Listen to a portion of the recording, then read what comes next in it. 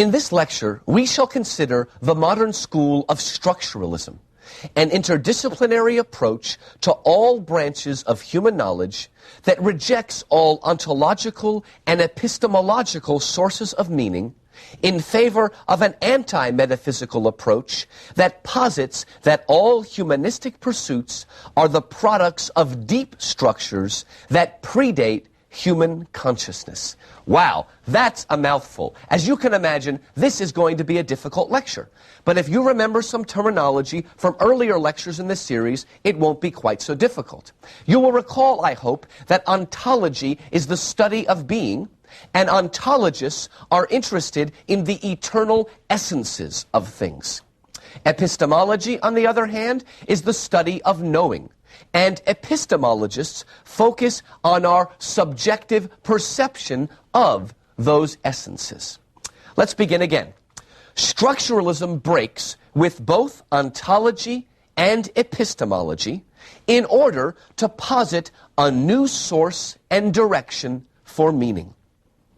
In the beginning of philosophy, ontologists like Plato believed in the real existence of ideas and asserted the transcendent, timeless qualities of these ideas. As you'll recall, Plato believed in the forms. He believed that the ultimate idea, the essence of everything, existed up in the heavens. And Plato believed that ideas were real things. They had real essence. They were not shadowy. They were not insubstantial. They were not man-made. They were real truths. And those ideas, those forms, are the origins of everything in our world. Well, along comes structuralism in the early part of our century, and structuralism denies that such ideas exist. Metaphysical meaning, both philosophical and theological, does not, for the structuralists, proceed downward from some divine presence, but upward from material structures. The classic embodiment of this central structuralist belief can be found in the work of a proto-structuralist named Karl Marx.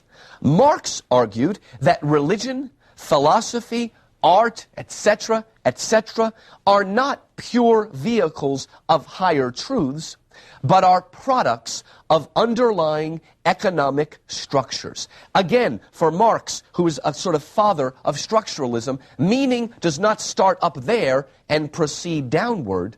Meaning begins here in our world with physical, material, socioeconomic forces and bubbles its way upward. In other words, all things like Christianity, democracy, romanticism, these things are not ideas that descended from the heaven and we figured them out. All of those isms, Christianity, well, they're not isms, but Christianity, democracy, romanticism, all of those things are products of socio-economic forces. So Marx breaks with epistemology. All right, breaks with ontology. What about epistemology now? Epistemologists like Kant, although they abandoned Plato's belief in the forms, replaced it with a belief in the equally transcendent qualities of subjective mind. In other words, Kant said, all right, maybe there are no forms, maybe there are no eternal essences in the heavens, but he believed that our consciousness is pure. Our subjective consciousness is the source of all meaning and truth. It's a little bit like Descartes' cogito, right? Cogito ergo sum, I think, therefore I am. At the center of all meaning and truth for these epistemologists is our consciousness, our self-identity, our ego. That is a source. Well, structuralism also rejects the subjective self or ego as the final source of meaning. In other words, even our individuality, our identity, even our consciousness is not the origin of anything. It is the product of, again, material, physical forces. Now, if the proto-structuralist Marx did away with ontology, it was the proto-structuralist Freud who did away with epistemology. Freud hastened the death of the self as a center or origin of meaning by doing this. Freud showed that it is not the clear, meaningful patterns of our conscious mind, but the deep, hidden structures of our unconscious mind that determine who we are as individuals. In other words, Freud said even our consciousness is not the center or origin of our ideas of meaning and truth, because again, our conscious mind is a product of our unconscious mind. So again, between Marx and Freud, we do away with the idea first that the source is from above, and then do away with the belief that the source is from within.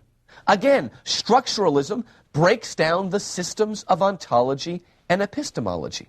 Now, of course, once they do that, it's up to the structuralists to posit a new source for meaning and truth. Meaning and truth do not come from above, nor do they come from within. Rather, they come from below and without.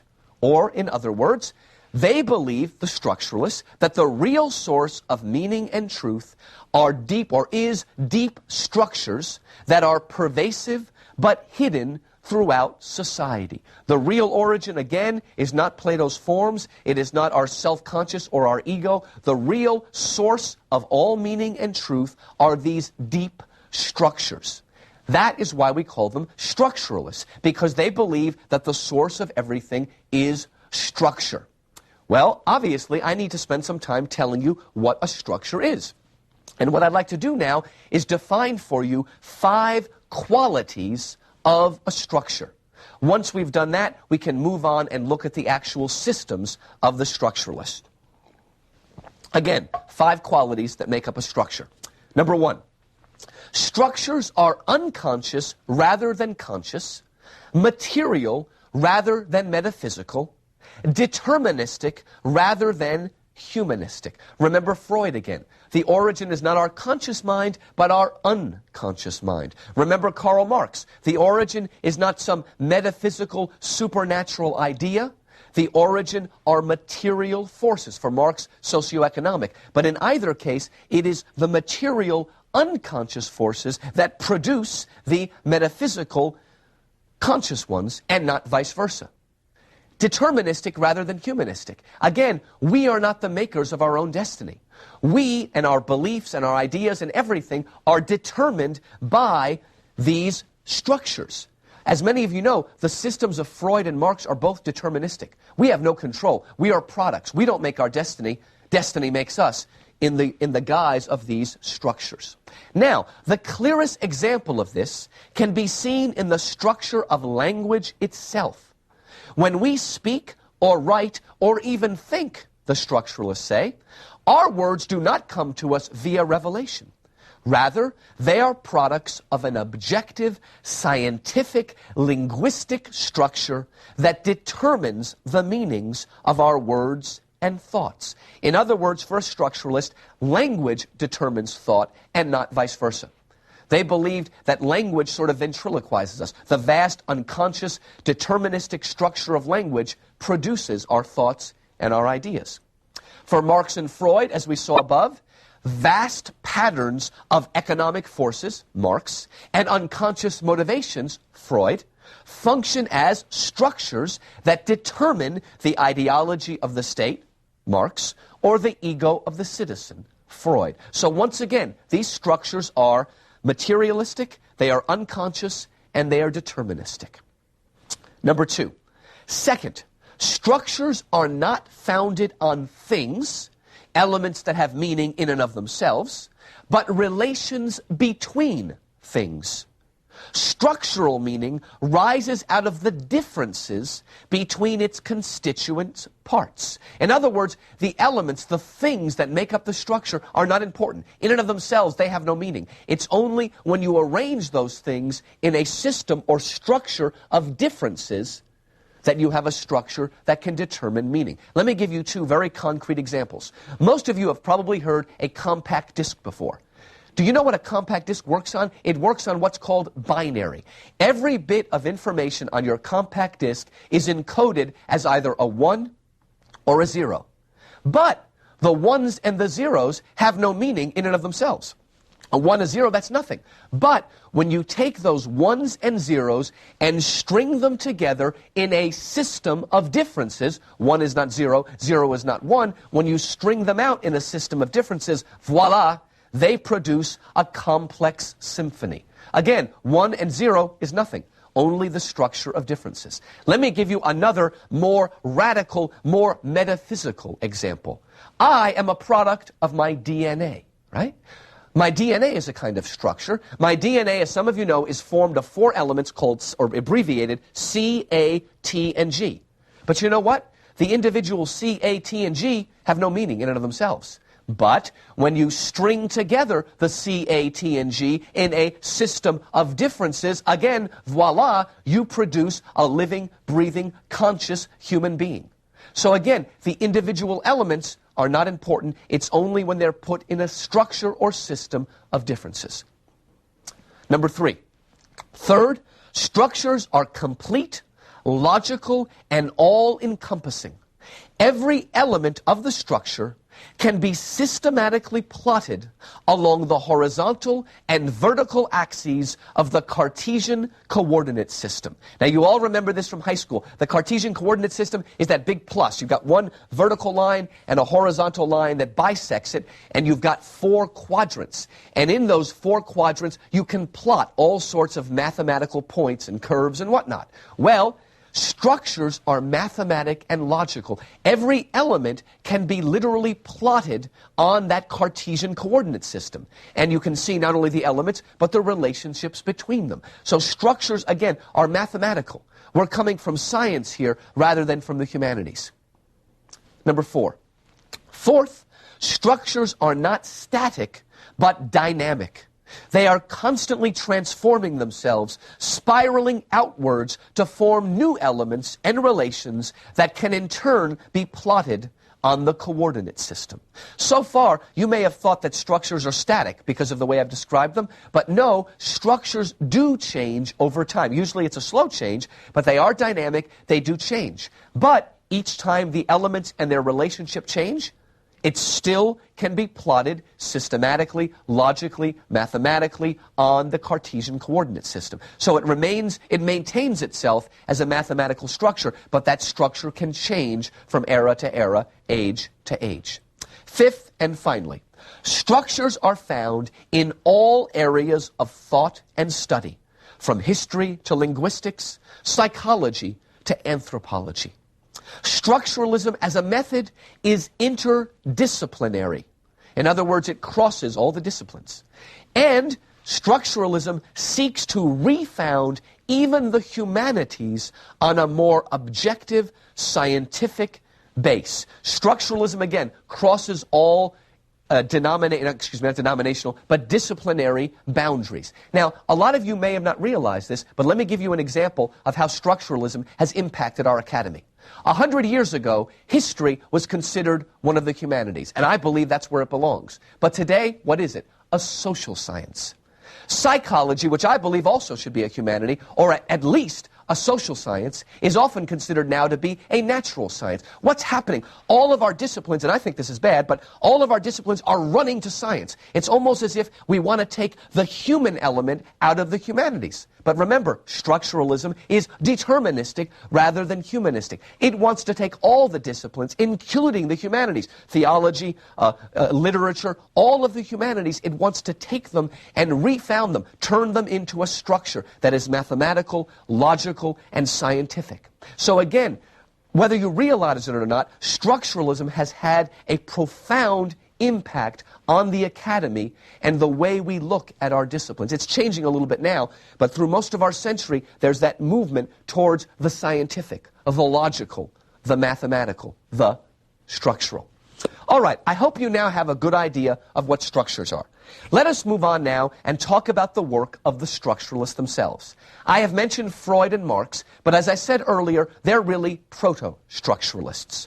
Structuralism as a method originates in the linguistic studies of Ferdinand de Saussure, as elaborated in his work, Course in General Linguistics, and the date for that is 1913. Early part of our century, Saussure, a linguist, begins structuralism. How did he do it? According to Saussure, no ready-made ideas exist before words. Let me explain. For Plato, behind our word beauty is the form or idea of beauty that exists in the heavens. In other words, Plato believed that all of our words have an origin. And most of us, when we speak, we have this illusion that our words mean something, that our words are not arbitrary, but they mean something, that they're linked to some kind of idea with a capital I. Not so for Saussure. For Saussure, a word, what he calls a sign, a word does not unite this pre-existent thing in itself with some perfect name. Rather, a word or sign links a concept, what he calls a signified, with a sound or image, what he calls a signifier. In other words, when I say the word tree, I am not trying to embody the essence of treeness, tree with a capital T. What I'm doing is just looking at a regular old tree with a small t, and coming up with a sound, tree, T-R-E-E. That's all the word is. It's just some letters and sounds we slap on to explain some concept. There's nothing mystical. There's no language of Adam. Remember in the book of Genesis, God made the animals go before Adam, and he gave them names, and there's this belief that Adam gave a name that captured the essence of the animal. No, that's not what language is. Language is just a word, an image, a sound. Not only that, not only is there no real link, he says, Saussure, that the relationship between the signified and the signifier is arbitrary. What is his proof? If it were not, there would only be one language in the world. What makes the English word for tree any closer to meaning than the French word or the Spanish word or the Chinese word? He says our words are arbitrary. We want to think that our words have meaning and essence and that our words capture truth. No, words are just arbitrary. Now, of course, the Bible's explanation for that is the Tower of Babel. Language was pure, but it's fallen, just like we are. But for Saussure, it's arbitrary. They're just words. To repeat, neither Platonic forms nor transcendent truths lurk behind the words we use. Words or signs are merely arbitrary, man-made concepps. Now let's go further, because Saussure is not interested in just individual signs. Because, remember, structures. Signs, on their own, a word or sign has no meaning. It only has meaning as a part of a system. The meaning of words or signs, Saussure says, emerges out of the differences that set them apart from other signs within the overarching system or structure. In other words, even a simple sign, a simple word like cat, C-A-T, that has no meaning in and of itself. C-A-T only has meaning because C-A-T is not B-A-T or C-A-N. So again, individual words are not only arbitrary, they have no meaning in and of themselves. They only have meaning when you put them together in a system or structure of differences. Now, as a structuralist, Saussure believes that the overarching linguistic structure stretches out both vertically and horizontally, like the first quadrant of a Cartesian coordinate system. In other words, as a structuralist, Saussure believes he can plot all of language on a graph, vertically, horizontally. Now, Saussure calls this structure which is deeper than thought, which produces our ideas, he calls this structure the langue, L-A-N-G-U-E, and he distinguishes the langue from a parole. Parole is a specific instance of speech or writing. And you know what? Saussure is not really interested in parole. He's not interested in individual words or statements. He's interested in the langue. He's interested in the structure and how the structure produces the parole. Let me give you two more bits of terminology that are important for structuralism. Saussure came up with a word to define vertical meaning and horizontal meaning. Vertical meaning, Saussure says, is synchronic. In Greek, that means with time. And synchronic meaning is concerned with how each sign interacts with the existing structure. In other words, vertical meaning wants to freeze the system and look at how each sign is in a set of differences, how each sign relates to other signs in that system of differences we've been talking about. That's synchronic meaning. On the other hand, horizontal meaning is diachronic. In Greek, that means through time. Diachronic meaning is concerned with the evolution through time of the structure. In other words, diachronic meaning is how the system or structure changes from era to era. Now, some people like Marx are diachronic. They're interested in historical change. But Saussure, like most of the structuralists, are interested not in diachronic meaning, but in synchronic meaning. They want to freeze the system and look at it vertically, see how it works. All right. That's Saussure, the founder, really, of the modern school of structuralism. But structuralism was later refined, not by a linguist, but by an anthropologist whose name was Claude Levi-Strauss. Levi-Strauss developed further the idea of structuralism. Now, Levi-Strauss did not really encounter Saussure directly. Levi-Strauss got his Saussurianism secondhand from another linguist named Roman Jakobson. Roman Jakobson was sort of a disciple, if you will, of Saussure, and he took Saussure even further. Let me tell you just a little bit about Jakobson. Roman Jakobson, following Saussure, broke language down even further into its smallest units, and he called these units phonemes. What is a phoneme? A phoneme is an individual vowel or syllable. A vowel or consonant sound. In other words, if a sign is C-A-T, a phoneme is the C or the A or the T by itself. So Jakobson comes along and breaks it down into even smaller building blocks. And structuralists like to do that, have small building blocks.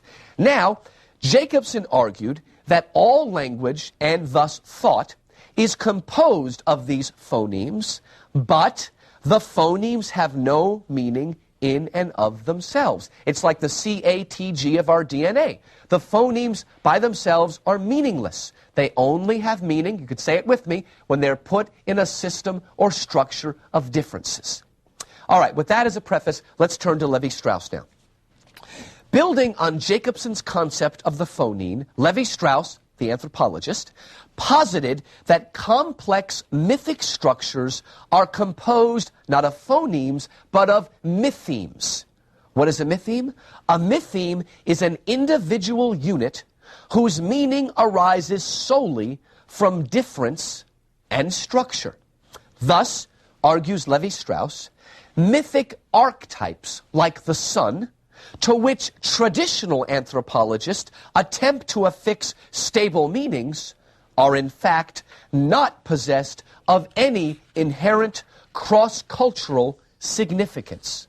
Their meaning shifts each time they are used in a different mythic structure. Let me explain. Traditional anthropologists like Sir James Frazer or Joseph Campbell or even Carl Jung, who's got an element of anthropology to him, they believe that archetypes like the sun or the quest or water, that these archetypes have a fixed meaning cross-culturally. They always mean just about the same thing, whether you go to Africa or India or South America. Levi-Strauss, the structuralist, says no. Each mytheme, each archetype only has meaning within a system of differences. And so the meaning of the mytheme changes as you move from culture to culture, structure to structure. So in other words, the archetype is not a source of meaning. That would be sort of an ontological thing to say. The archetype is not a source of meaning. The archetype is just one more element that is put together in a system of differences. Now, Levi-Strauss interprets myths by critically analyzing their deep structures. Just as Saussure arranges each sign of a given linguistic system into a complex, overarching lang, just so Levi-Strauss arranges each element of a myth so that it can be read both horizontally and vertically. He also takes his myths and plots them on the Cartesian coordinate system. Let me give you the example that Levi-Strauss uses. He uses the analogy of a pack of cards. Let's say you take a pack of playing cards and arrange it in 4 horizontal columns. In column 1, you have all of the hearts, beginning with the ace of hearts and moving chronologically to the king of hearts. In the next column, you have the ace of spades, and you take it all the way to the king of spades, and you do the same things for the diamonds and the clubs. What you end up with is a structure, again, composed of 4 horizontal columns with 13 elements in each column. Now, most people will interpret those cards diachronically. In other words, they'll read left to right, column 1, then column 2, left to right, column 3, and column 4. I guess if you're Jewish, you'll read it right to left, but you're still thinking horizontally. You know what? Levi Strauss tells us there's another way to read those cards. What about if instead of paying attention to the horizontal columns, what if we look at the vertical rows?